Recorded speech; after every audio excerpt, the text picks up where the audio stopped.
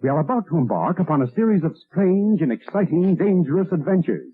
Adventures that will lead us to all parts of the world. Hello and welcome to another Bad Comic Review. This time we are looking at Legends of the Dark Knight issue 17. This is part 2 of the storyline Venom. This was written by Denny O'Neil, layouts by Trevor Von Eeden, pencils by Russell Braun, inks by Jose Luis Garcia Lopez, Willie Schubert on letters, Steve Oliff on colors, edited by Julian Helfer. So Batman is now obsessed with exercising and going out and fighting crime, and this is really worrying Alfred because the way it was presented to him is this medication would help him to focus more on research and fighting crime, when in fact it seems to have quite the opposite effect, where he's just going out and busting heads for no reason. He's not actually researching or keeping up with the news, and he's been doing this for 3 months now. When he goes back to Dr. Randolph Porter for more medicines, he is introduced to General Timothy Slaycroft. Slaycroft has some inclinations as to how this drug could be used in warfare or cleaning up the streets, and Batman is sort of a guinea pig and possibly a recruit for this. Now, Porter is also withholding a lot of the medication from Batman and seems to have no concern at all about his dead kid. When Batman goes to leave, he runs across young Timothy Slaycroft, who appears to be somewhat special needs or slow, and that comes up later when Batman throws a refrigerator through a wall to take out some guys who killed some informants. These informants, by the way, were the ones that killed Porter's daughter, and it looks like he may have been working with them for information to feed to Batman, which is pretty messed up. Batman's trying to figure out what's going on with that, and Gordon is trying to establish who the killers of these guys were, and unfortunately that is not going to go well for Gordon, and we're left with a cliffhanger ending where Batman may betray his friend. Overall, this was a really solid issue, fun story. It shows what addiction can do to someone like Batman, and how it's making him more and more obsessed, but it's also making him reckless, unable to think clearly or plan, and he seems to know something isn't quite right. The art's fantastic, the cover's creepy, and it kind of plays out in the book too. So I was really happy with the interior art. I thought it was very solid. This is an all-around great story. Very underrated. So if you get a chance to check these out, I highly recommend them. So far it's been really, really good, and the entire series has been really solid. So strong recommendation on this one. Even though it's from 1991, it's still a really good story, and definitely worth a read if you're a Batman fan. That's gonna do it for this one. Thank you so much for listening and supporting the channel. If you enjoyed the video, please hit the like button, and don't forget to subscribe so you don't miss future reviews. If you'd like to help the channel out in other ways, links are in the description to various support methods, and as always, we hope to see you on the next one.